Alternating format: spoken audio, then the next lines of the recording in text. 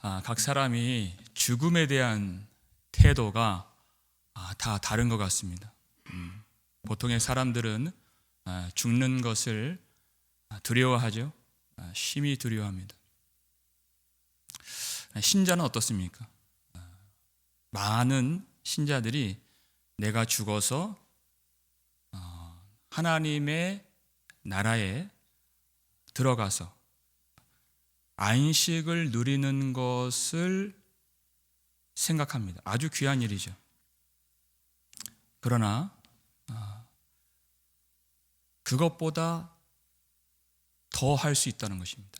내가 천국 들어가서 하나님 앞에서 영원한 생명과 안식을 누린다는 생각을 갖는 것보다 더 갈 수 있다는 것이에요.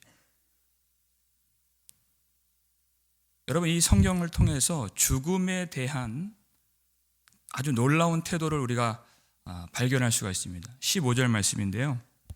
내가 힘써 너희로 하여금 내가 떠난 후에라도 어느 때나 이런 것을 생각나게 하려 하노라 그랬어요.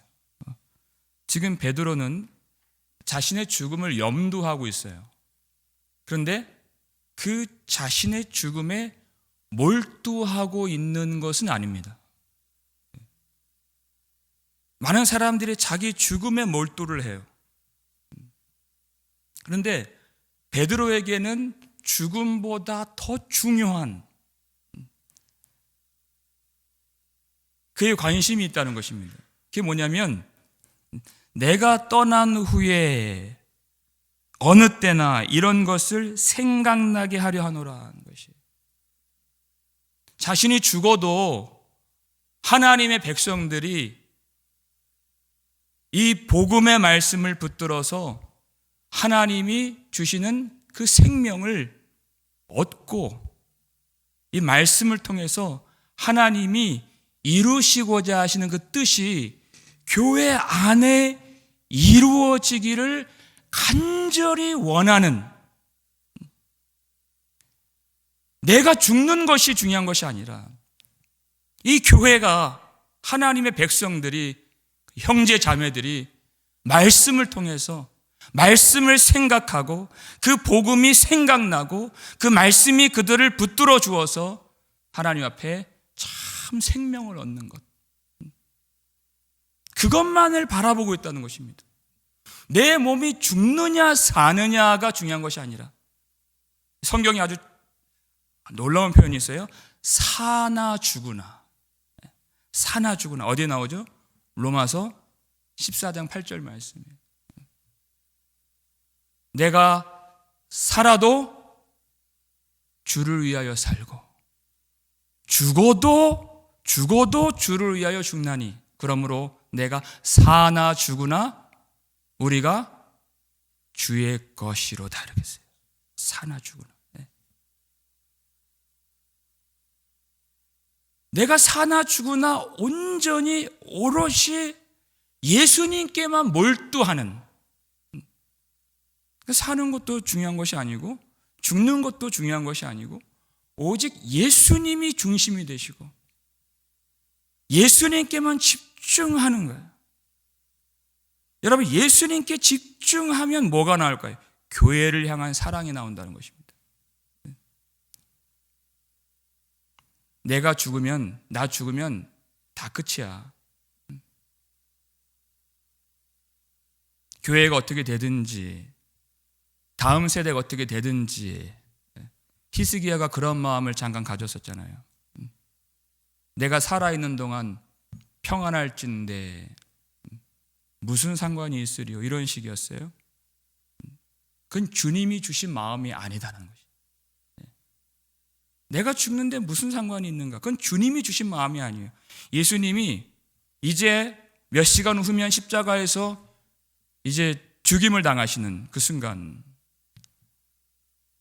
겟세마네 동산 그 기도의 자리에서 예수님이 무엇을 기도하셨는가? 요한복음 17장을 보니까 오로지 아버지께서 주신 자들을 위하여 기도하셨어요. 자신은 죽는데도. 그렇죠. 예수님은 그들을 위해서 죽으시는 분이십니다. 오로지 그들을 위해서, 제자들과 교회를 위해서 기도하셨습니다. 베드로가 지금 그 예수님의 마음으로 이 복음의 편지를 써내려가고 있는 것입니다. 내가 떠난 후에도, 죽은 후에도 어느 때나 이 말씀들이 생각나게 하려 하노라 하는 것이에요. 이 말씀이 성도들을 지켜주기를 간절히 원하는. 여러분, 우리가 이 땅에 살아있는 동안에 우리가 할 수 있는 가장 위대하고 그리고 가장 가치 있는 그 일이란 하나님의 이 말씀의 유산을 남기는 것입니다. 이 말씀이 여러분의 자녀들을 지켜줄 것이고, 이 말씀이 하나님의 백성들과 교회를 붙들어 주시는 줄로 믿으시길 바랍니다. 말씀이 우리를 지켜주신다는 것이에요. 그와 같은 심정을 가지고 이 백성들이, 그리고 우리가 항상 기억하고 생각해야 될 그 말씀을 베드로가 이제 본격적으로 전해주고 있는 것입니다. 16절 말씀인데요, 읽겠습니다. 우리 주 예수 그리스도의 능력과 강림하심을 너희에게 알게 하는 것이 교묘히 만든 이야기를 따른 것이 아니요 우리는 그의 크신 위엄을 친히 본 자라. 아멘. 지금 이 교회 안에 들어와서 교회를 아주 심각하게 공격하고 뒤흔드는 그런 세력들이 있습니다. 그 거짓 교사들이 주장하는 내용이 무엇인가? 예수 그리스도께서 다시 오신다는 그 이야기는 그건 사람이 만든, 그건 허구이고 교묘히 만든 이야기일 뿐이다라는 것입니다. 예수 그리스도의 재림을 부인하는 사람들이 교회 안에 있다는 것이, 그들이 무엇을 따라 살고 있는지 이제 베드로가 본격적으로 이제 설명을 할 거예요. 먼저 말씀을 찾아보면요, 베드로후서 3장을 한번 보시겠습니다. 3장의 3절 4절 말씀. 베드로후서 3장 3절 4절 함께 읽겠습니다. 먼저 이것을 알지니 말세에 조롱하는 자들이 와서 자기의 정력을 따라 행하며 조롱하여 이르되 주께서 강림하신다는 약속이 어디 있느냐? 조상들이 잔 후로부터 만물이 처음 창조될 때와 같이 그냥 있다 하니 그랬어요. 말세에 조롱하는 자들이 와서 그랬어요. 계속해서 이 말씀과 복음과 교회를 조롱하는데 그들이 무엇을 따라 행한다 그랬습니까? 3절에 자기의 정력을 따라 행하며 조롱하여 이렇게 되죠. 정력을 따라 행하며, 육체의 정력을 따라 행하는 자들이다. 여러분, 자신의 육체의 정력을 따라 행하는 자들, 왜 예수 그리스도의 재림을 믿지 않는가? 무엇 때문인가? 자기 정력을 따라 살기 원하기 때문에 예수님 다시 오심을 믿지 않고 기뻐하지 않는 것이에요. 온통 육신의 정력에 빠져 사는 사람들이 가장 듣기 싫어하는 말씀, 무슨 말씀입니까? 예수님이 다시 오신다는 말씀. 예수님이 심판의 주로 오신다. 제일 싫어하는 말씀이에요. 왜? 자신이 정욕에 빠져서 살고 있기 때문에, 정욕을 쫓아 살고 있기 때문에. 마태복음 21장을 보면 포도원 주인이 포도원을 만들고 그리고 농부들에게 포도원을 맡겨요. 그리고 타국으로 가죠. 그리고 어떻게 합니까? 열매를 거둘 때가 가까움에 이렇게 됐어요. 이게 바로 주인이 하는 일이다. 열매를 거둘 때가 가까이 오는 그때에 종들을 보내요. 여러분, 하나님이 우리의 주인이시다. 무슨 뜻입니까? 하나님이 우리에게 열매를 보게 하신다는 뜻입니다. 그것이 청지기들에게 맡겨놓았는데 그동안 삶의 모든 여정 동안에 거둔 열매가 무엇이냐, 그것을 보자고 하신다는 것이에요. 주인께서 반드시 결산이 있다.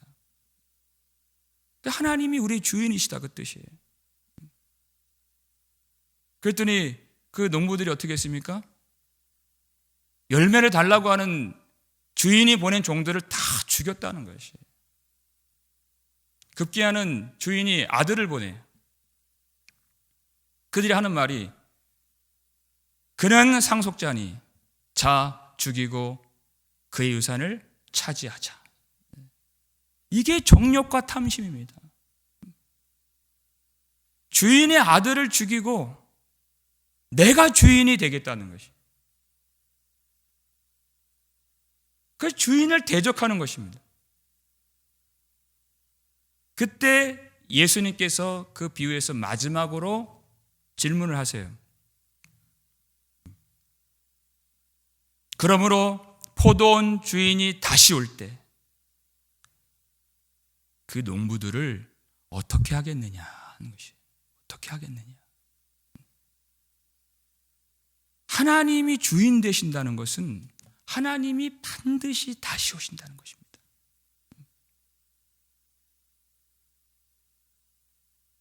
그러면 그 정욕과 탐심으로 주인의 아들을 죽인, 그리고 주인을 멸시한, 대적한 그 농부들 주인이 어떻게 하겠느냐.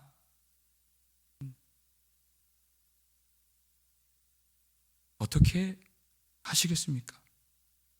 하나님이 심판하신다는 것입니다. 우리 2장 10절 말씀 볼까요? 2장 10절 말씀 중간까지 읽겠습니다.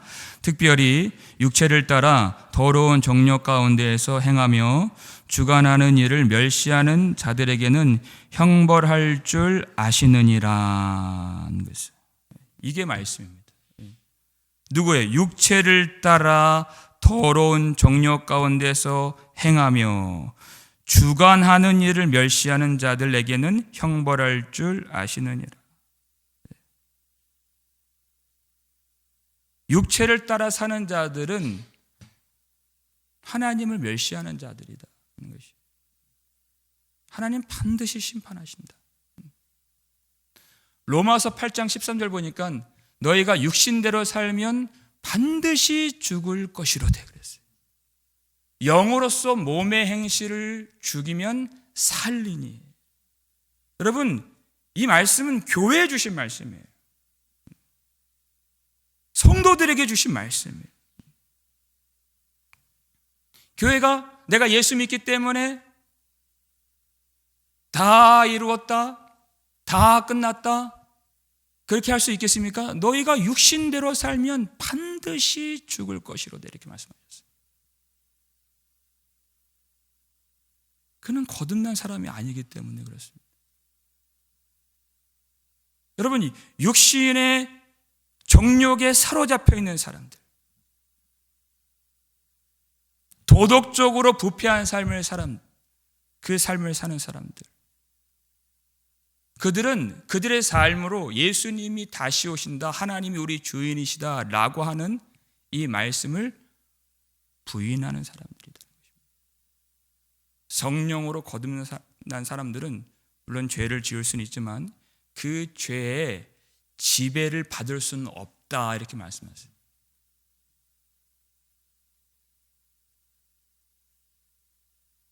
예수님께서 다시 오신다는 이 말씀, 여러분, 예수님이 다시 오신다는 이 말씀이 우리로 하여금 얼마나 깨어있게 만들고 얼마나 정욕을 버리게 만들며 얼마나 교회로 하여금 정결하고 거룩함에 힘쓰도록 우리를 인도해 주는가. 말씀이 우리를 지켜주는 것이에요. 예수님이 다시 오시지 않는다면요, 누가 힘써 거룩을 추구하며 하나님 앞에서 정결하게 살려고 나의 마음과 힘과 뜻을 다 하는 자가 있겠습니까? 예수님이 다시 안 오시는데 그렇게 살 이유가 어디 있겠습니까? 예수님이 다시 오신다는 이 말씀은 교회 안에 거룩한 불이 활활 타오르도록 우리를 하나님 앞에 온전하게 세우는 교회가 반드시 붙들어야 하는 생명의 말씀인 것입니다. 우리가 정욕을 쫓아 살 사람들이 아니고 오직 성령을 쫓아 사는 사람들이라면 우리가 반드시 붙들어야 될 이 말씀, 예수님이 다시 오신다는 것이에요. 그런데 거짓 교사들이 와가지고 이 말씀이 다 사람들이 교묘히 만든 허구이고 이야기일 뿐이다. 예수님 다시 오신다고 말을 하면은 이상한 사람 취급을 하고 조롱을 하고 따돌리고 이런 일들이 벌어진다는 것이. 여러분, 그러나 성경을 보면 절대 그렇지가 않습니다. 정말 수도 없이 예수님이 하나님의 영광과 권능으로 다시 오신다. 그 말씀을 우리에게 수도 없이 가르쳐 주십니다. 데살로니가전서 5장 23절 말씀인데요, 읽겠습니다. 평강의 하나님이 친히 너희를 온전히 거룩하게 하시고 또 너희의 온 영과 혼과 몸이 우리 주 예수 그리스도께서 강림하실 때에 흠없게 보존되기를 원하노라. 아멘. 바울의 기도가 여기 있습니다. 우리 주 예수 그리스도께서 강림하실 때에 이 교회가 흠없게 보존되기를 원하노라. 끝까지 믿음의 선한 싸움을 싸워야 한다는 것입니다. 여기 보세요. 평강의 하나님이 친히 너희를 온전히 거룩하게 하시고 그랬어요. 하나님이 우리를 구별하여 거룩하게 하신 이유가 어디 있느냐?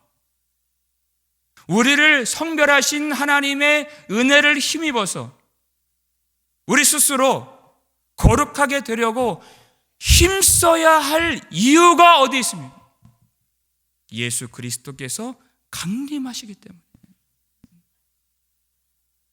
그것이 바로 성도의 의무이고 우리의 인생의 목적인 것입니다. 예수님 다시 오심을 기다리는 것입니다.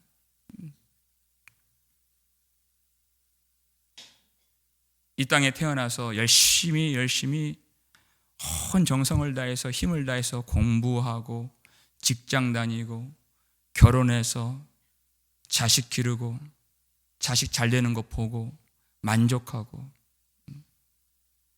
그것이 전부인 인생이 아니라는 것입니다.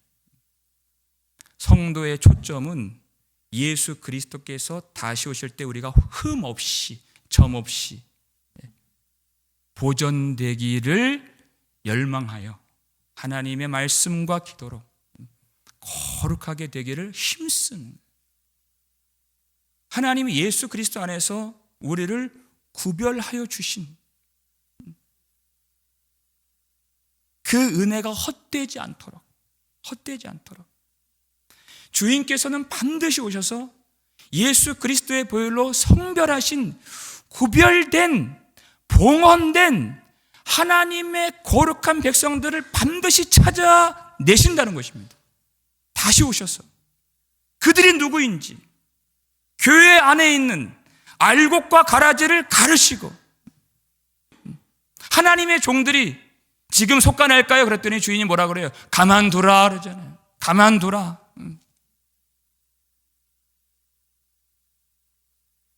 알곡까지 뽑힐까봐 내가 두려워하노라 그랬어요.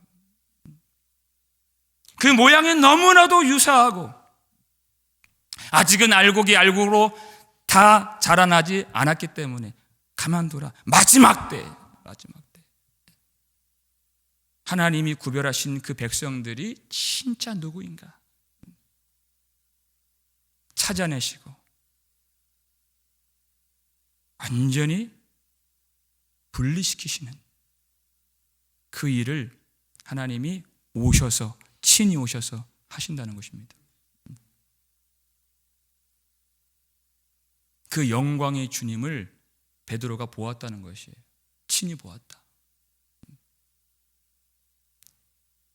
여러분, 이 시대의 많은 교회들 가운데에서 예수님의 성육신, 예수님의 십자가 죽음, 그리고 예수님의 재림, 이러한 것들은 그 의미가 중요하지, 우리가 그 의미를 수납해야지 그건 실제 있었던 사건이 아니다라고 말하는 사람들이 많이 있습니다. 자유주의 신학이라고 해요. 여러분, 그렇지 않습니다. 예수님 성육신과 십자가와 재림은 이 시간과 공간 속에서 실제 하는 일이에요. 그럼 베드로가 우리가 친히 그 크신 위험을 친히 본 자라, 이렇게 얘기했어요. 그냥 꿈으로 본 것이 아니라, 환상으로 본 것이 아니라 어떠한 구체적인 그 때와 장소에서 그 영광의 주님을 그가 목도했다는 것이에요. 그것이 언제입니까? 이 17절 말씀인데요. 함께 읽겠습니다. 지극히 큰 영광 중에서 이러한 소리가 그에게 나기를 이는 내 사랑하는 아들이요 내 기뻐하는 자라 하실 때에 그가 하나님 아버지께 존귀와 영광을 받으셨느니라. 아멘. 이때가 언제입니까? 소위 편의상 우리가 변화산 사건이라고 부르는 그 사건 속에서, 그 장소에서 예수님을 본 거예요. 그 말씀이 공간복음에 다 나옵니다. 마태복음 17장, 마가복음 9장, 누가복음 9장에 나와요. 예수님이 다른 제자들은 두고 베드로, 야고보, 요한만 따로 떼어서 데리시고 높은 산에 올라가시죠. 거기서 변형이 됐어요. 그 모습이. 그 얼굴이 해와 같이 빛나고 그 옷이 빛과 같이 되었더라, 이렇게 됐어요. 그 찬란한 예수 그리스도의 영광이 비춰질 때 하늘에서 음성이 나요. 이는 내 사랑하는 아들이요 내 기뻐하는 자라 하시는 하나님의 소리였습니다. 하나님이 친히, 예수님이 하나님의 아들이시라고 사람들 앞에서 선언하신 사건이, 그가 바로 내 아들이다, 내 기뻐하는 자라.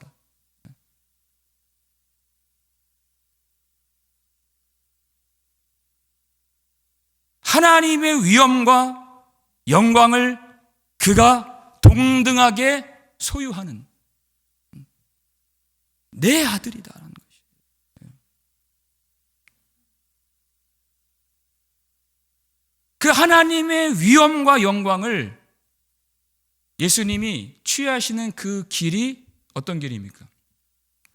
십자가의 길인 것이에요. 십자가의 길로 행하시고 예수님이 이제 체포당하시고 고난을 받으시는데, 하나님은 예수님 사역 시작부터 이는 내 사랑하는 아들이요 이렇게 말씀합니다. 세례를 받으실 때 그 말씀하셨죠. 십자가 사역 앞에 이 변화산에서 그 말씀을 또 하시는 것이, 이는 내 사랑하는 아들이요 내 기뻐하는 자라는 것이. 무슨 뜻입니까? 예수님 십자가에서 죽임을 당하시는데 예수님은 하나님의 아들이시다라는 것이에요. 하나님의 아들, 하나님과 동등하신 하나님의 아들. 그러니까 예수님이 죽으실 때 그 죽음이 거룩하신 하나님의 아들을 덮을 수가 없고, 그 죽음 안에 의로우신 하나님의 아들이 갇히실 수가 없는, 이는 바로 내 아들이라라는 말씀인 것이, 거기에서 증명이 되는 것이. 그러니까 예수님이 십자가에서 죽으시고 끝이 아니라 예수님은 부활하시죠. 그리고 하늘로 올라가시고 온전히 하나님의 보좌에서 하나님의 위엄과 권능과 영광을 다시 취하시게 됩니다. 그러니까 제자들이 예수님이 십자가에서 비참하게 피를 흘려 죽으시는 그 모습을 보았을 때, 예수님이 너무나도 무력하게 군사들에게 체포당하시고 신문을 받으시고 조롱을 받으시는 그 모습을 보았을 때 두려워하지 말라는 것입니다. 끝이 아니다. 예수님은 반드시 다시 오셔서 하나님의 위엄과 권능과 영광으로 다시 오셔서 당신의 백성들을 데리고 가실 구원의 하나님, 심판의 주가 되신다. 여러분, 이 변화산 사건을 이 복음서 기자들이 쭉 설명할 때 항상 연결 짓는 내용의 말씀이 있어요. 모든 공간 복음이 다 똑같습니다. 하나만 우리가 취해서 본다면 마태복음 16장 28절 말씀이에요. 읽겠습니다. 진실로 너희에게 이르노니 여기 서 있는 사람 중에 죽기 전에 인자가 그 왕권을 가지고 오는 것을 볼 자들도 있느니라. 아멘. 이 말씀 다음에 바로 예수님이 제자들을 높은 산에 데리고 가서 변형대사가 바로 연결되는 것이에요. 모든 공간복음이 다 이러한 패턴이에요. 무엇을 먼저 말씀하세요? 인자가 그 왕권을 가지고 오는 것을 볼 자들도 있느니라. 인자가 왕권을 가지고 온다. 그리고 높은 산에서 예수님이 변형되시는, 그 얼굴이 해와 같이 빛나고 그 옷이 빛과 같이 되는 그 모습을 베드로에게, 요한에게, 야고보에게 보여주신 것이 무슨 모습이에요? 인자가 왕권을 가지고 오시는 바로 그 모습을 보여주셨다는 것이. 그러니까 베드로가 친히 목도한 그 광경, 그 해와 같이 빛난 예수 그리스도의 찬란한 영광은 다시 이 땅에 오실 하나님의 위엄과 영광을 가지고서 다시 오시는 그 구주 예수 그리스도의 모습, 그 모습을 보았던 것입니다. 처음 오셨을 때, 초림하셨을 때에는 사람들이 도무지 예수님을 알아보지 못하여서 이 땅에서 모진 멸시와 천대와 조롱을 받으시고 고통을 당하시고 죽임을 당하셨던 어린 양 예수 그리스도.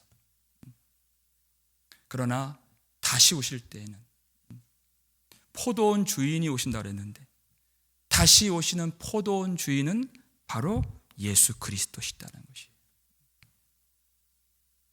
아버지의 권능과 아버지의 위엄과 아버지의 영광이 다 그 아들에게 귀속되었기 때문에 주님이 오셔서 하나님을 멸시하고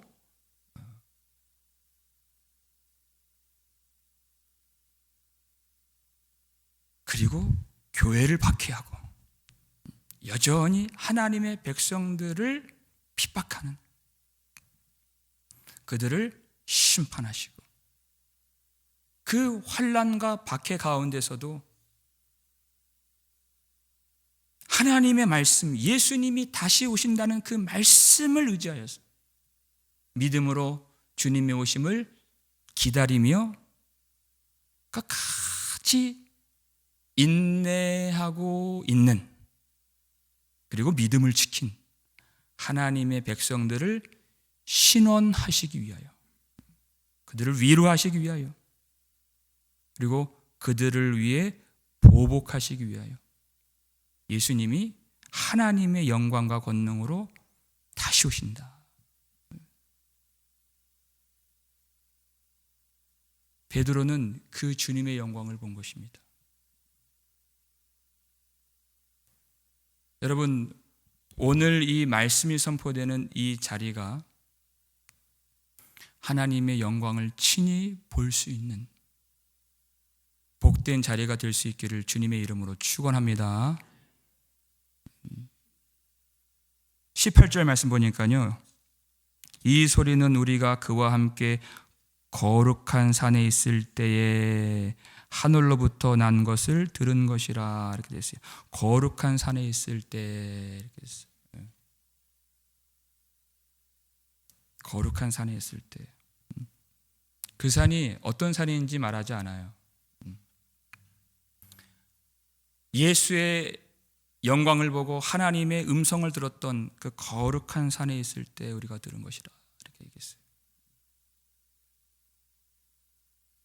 여러분, 이 말씀이 선포되는 이 자리가 성령을 통하여 살아계신 예수 그리스도의 영광으로 압도되고 하나님을 경험하는 거룩한 산이 될 수 있음을 믿으시길 바랍니다. 성령을 통해서. 왜 이런 말씀을 드리느냐? 분명히 마태복음 17장에서 베드로는 변화산 체험을 했습니다. 예수 그리스도의 그 영광, 다시 오시는 그 하나님의 영광을 봤어요. 그럼에도 불구하고 예수님 체포 당하실 때 그는 두려움에 휩싸여서 믿음에 실패하고 넘어지게 되었습니다. 무엇 때문이었을까요?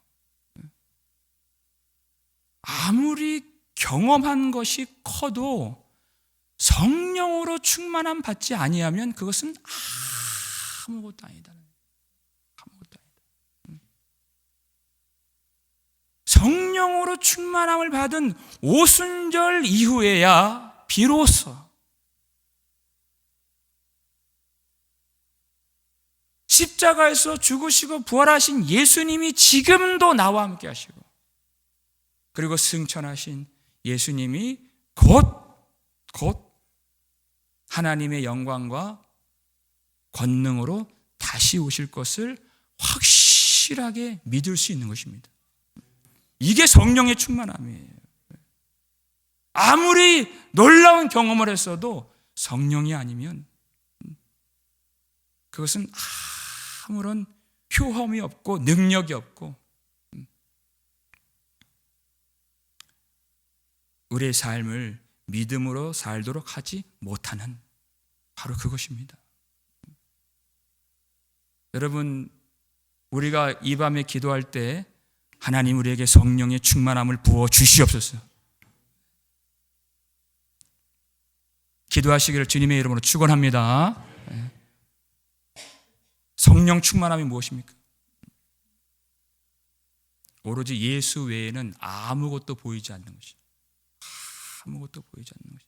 나의 삶의 문제, 그런 것이 있습니까? 질고, 상처, 내 인생의 걸림돌, 장애물, 어렵게 하는 어떤 사람, 그런 것들이 전혀 보이지 않아요. 예수 외에는 아무것도 보이지 않는 것입니다. 예수 외에는.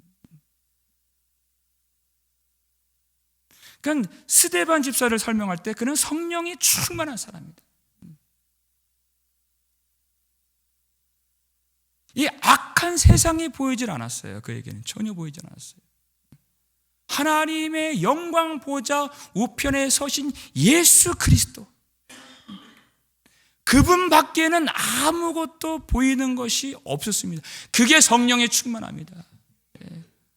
그 담대하게 주님이 그에게 명하신 복음의 사명을 그가 능력 있게 감당할 수 있었던 것입니다.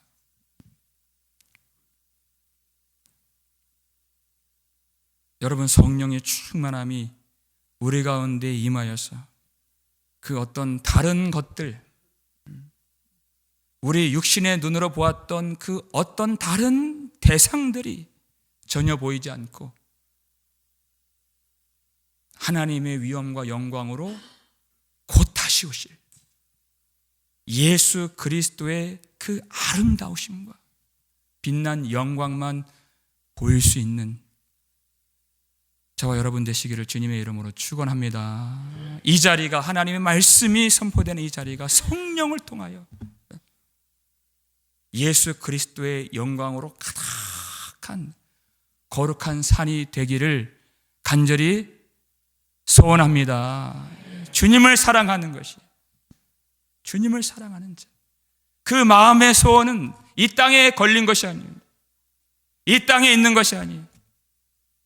내가 속히 오리라 주님 말씀하실 때 아멘 주 예수여 오시옵소서, 이것이 하나님을 사모하는 하나님의 성령으로 충만한 하나님의 백성들의 간절한 열망이요 소원이 될 줄로 믿습니다. 지금 오늘 이 시간 하나님의 영광과 능력으로 오실 예수 그리스도 주님을 바라보면서 우리 삶의 어려움들을 다 이기고 모든 정욕과 탐심에서 벗어나서 우리 주님이 걸어가신 그 십자가의 길, 그러나 영광으로 맞춰질 그 길을 기쁨으로 담대함으로 나아갈 수 있는 저와 여러분 되시기를 주님의 이름으로 축원합니다.